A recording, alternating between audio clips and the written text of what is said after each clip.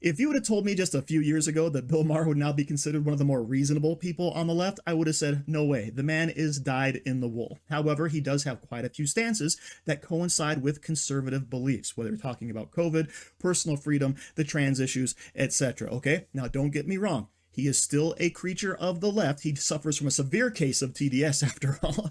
But when he makes sense, and I'm going to call it out. Okay, so recently he's written a book and he's been appearing on all of the shows. And today we had the good fortune of seeing him on The View. So let's go ahead and check this out. Now, before we begin, please like and comment on this video. It helps me break through the YouTube algorithm. Let's go ahead and get into it. Biden just presents as old. It's not really fair.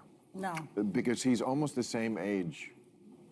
Trump is almost the same age as him. I know. But Trump doesn't present that way. You know, you look at somebody right away, you can kind of just sum them up. I mean, we are not young, but we don't present as old. Yeah. Biden does. I saw him yesterday making that speech. Yeah. I mean, I'm sorry, he's cadaver-like. But is So Bill here is just recognizing the obvious. Joe Biden seems diminished. He seems cadaver-like, okay? Whenever you watch him walking, whenever you watch him giving a speech, giving an interview, he's so subdued. He's so low energy. He's so sleepy Joe that it's easy to say, holy crap, this guy should be put out to pasture, okay? And the simple fact that Bill Maher is mentioning this means basically other leftists are also having that same opinion. They want him gone so they can replace him with someone younger. The problem is all they have is a bench full of old white people that they basically can't stand. And you hear Joe Behar say, you know, I just don't want to criticize Joe Biden because I definitely don't want Donald Trump to get elected. And I say, well, guess what? There's too much there to criticize. You can't hide it. You can't hush it up.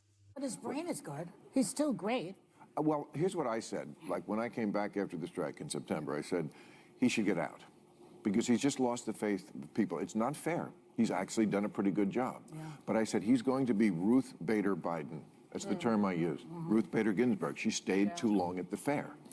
I remember Obama had her over to the White House, like in 2013, to hint, you know, hey, Hint. spend more time with the grandkids. That would not be a good idea, Ruth. And she didn't take the hint, and she was not in good health, and she stayed too long, and she ruined her legacy and got the Supreme Court now to be a pretty right-wing organization. Said Biden shouldn't do that, but you know, ego. He's Dracula. He has crossed oceans of time to be here, and he's not going to give it up now. This is an argument the left has been making for a while now. They say that, yeah, physically Joe Biden has lost a step, but mentally he's still there, right? He's still got it. He's done lots of good things as president, which is totally evident to every single person in America, which is why his approval ratings are so high, right? So even though they swear up and down that he's still good, right, just slowing down a little bit due to old age, they do recognize that, yeah, you've got to replace him with someone else because, as Bill says, he comes across as old, and he's doing the same thing Ruth Bader Ginsburg did. Thank goodness. This is why I hope, fingers crossed, that Joe Biden remains in this race, that he doesn't have some type of Hillary accident and end up getting out or withdrawing, okay? Because he's so beatable and so unlikable, and everyone sees it, unless, of course, you really got on those huge Biden blinders. I'm not going to defend Donald Trump ever, but I would never say that we should put the swastika on the cap, because I think you can hate Donald Trump. You can't hate everybody who likes him. It's half the country. I don't want to live in that country. I don't want to live in the country where I hate half the country, and I don't hate half the country. How dare you disagree with me? And I think a conservative once said to me, what you guys in the liberal side of it don't get about Donald Trump is we don't like him either. Yeah. It's just that in this country, it's binary. I mean, gender may not be binary, but politics is. You only get two choices. And the stuff that they are afraid of, they see Donald Trump as a bulwark against, you know, and that stuff is a lot closer to the home. It's like my kid is coming home from school and they're not allowed to tell me if they're transitioning. The school is going to take the side of the kid over the parent, stuff like that. There is a lot of crazy stuff on the left. This book, there's stuff that each side is going to like and probably stuff they're not going to like so much in there, because that's the answer to the Donald Trump situation is what's going to get him elected is this woke stuff that a lot of people in this country just don't go for. Before we continue, I do want to mention that Joe Biden, of course, is spending a massive amount of money, which causes huge inflation and devalues the currency. So what can you do to protect your investments? You can take your 401k or IRA and convert it into a gold-backed security account. And to do this, just visit angryteachergold.com or call 1-800-200-4653 to invest with Genesis Gold Group. Get back on the gold standard. And by the way, just so you're aware, they are a faith-based organization, so you will not be investing with a woke corporation. Let's get back to the video.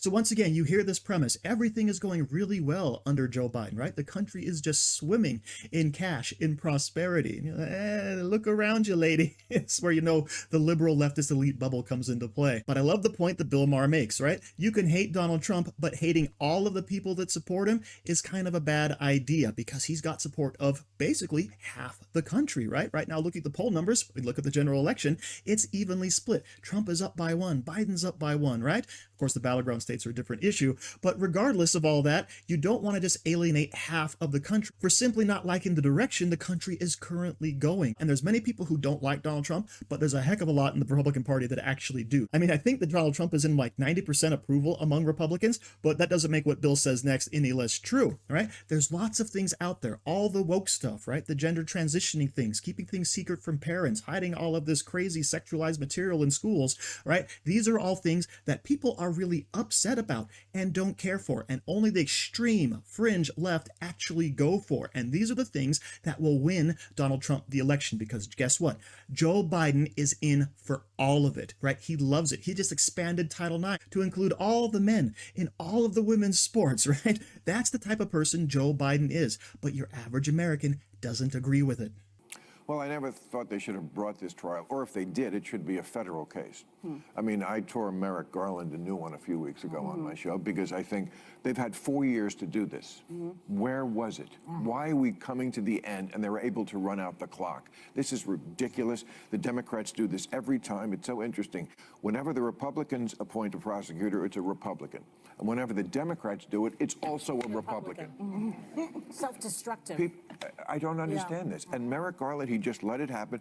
This trial should have been a federal case about violating election laws instead of a falsifying business records in a state case, which is very convoluted. And also to the average person, it's a case about sex. Yeah. You know, he was having sex with a porn star. They don't care. Oh, I think it makes it more juicy. So Bill Maher, of course, is upset that these cases weren't brought earlier, right? If they should have been brought at all, they should have been brought in federal court. Of course, what these people on the panel may not know is that the FBI and the DOJ already looked at all of these charges, and they opted not to bring any because there is no crime there. This is the same thing that all the political experts that we've been citing for the last several months have been saying. There's nothing going on here. These campaign violations that happened are non-existent, all right? The feds looked at it, saw it was a bunch of garbage, and said, no, we're not even going to touch it. So that's something, of course, the left doesn't want to acknowledge. So at the very least, hopefully Bill Maher is bursting that leftist bubble just a little bit for these ladies, or harpies rather, on The View. So thank you for watching. Don't forget to like, share, comment, subscribe, and stay safe out there, people, because they're coming after you.